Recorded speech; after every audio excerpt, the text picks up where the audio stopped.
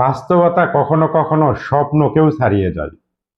Darwin test শুরুর আগে কেউ যদি বলতো বাংলাদেশ এক ইনিংসে 400 রান করবে, বাংলাদেশের পক্ষে বাজি ধরার কেউ থাকতো বলে মনে হয় না। সেই বাংলাদেশ অস্ট্রেলিয়ার বিপক্ষে প্রথম ইনিংসে করলো 426 রান। অবিশ্বাস্য ব্যাপার। এটা সেই বাংলাদেশ এই ম্যাচের আগে ক্রিকেট অস্ট্রেলিয়া একাদশের বিপক্ষে প্রস্তুতি ম্যাচে দ্বিতীয় ইনিংসে যারা অল আউট হয়েছিল মাত্র 54 রানে, সেই বাংলাদেশ টেস্ট ম্যাচে এসে বদলে গেল অভাবনীয়ভাবে। প্রথম ইনিংসে বাংলাদেশ ব্যাটিং করেছে 138 ওভার। সেই 2019 সালের পর কোন সফরকারী দলের অস্ট্রেলিয়ার মাটিতে এক ইনিংসে সবচেয়ে বেশি ওভার ব্যাটিং করার নজির এটি। বাংলাদেশের 426 রান অস্ট্রেলিয়ার বিপক্ষে দ্বিতীয় সর্বোচ্চ স্কোর। এই 2006 সালে ফতুল্লায় বাংলাদেশ করেছিল 427 রান।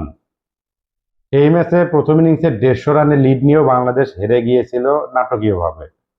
তবে সেই বাংলাদেশ আর এই বাংলাদেশের পার্থক্য আকাশ পাতাল। এবার বাংলাদেশের লিড 228 রানের, আর সেটা সম্ভব হয়েছে টেল এন্ডারদের নৈপুণ্যে। একটা সময় ছিল যখন বাংলাদেশের টেল এন্ডারদের নিয়ে কোনো আশাই করা যেত না।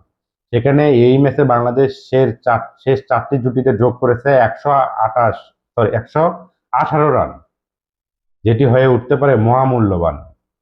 আর 228 রানের লিড নিয়ে টেস্ট ম্যাচ জয়ের আশা তো করাই যায়। কে জানে, বাংলাদেশ হয়তো ইনিংস ব্যবধানেও জিততে পারে, সেটা হয়তো বা বেশি আশা করা হয়ে যাবে।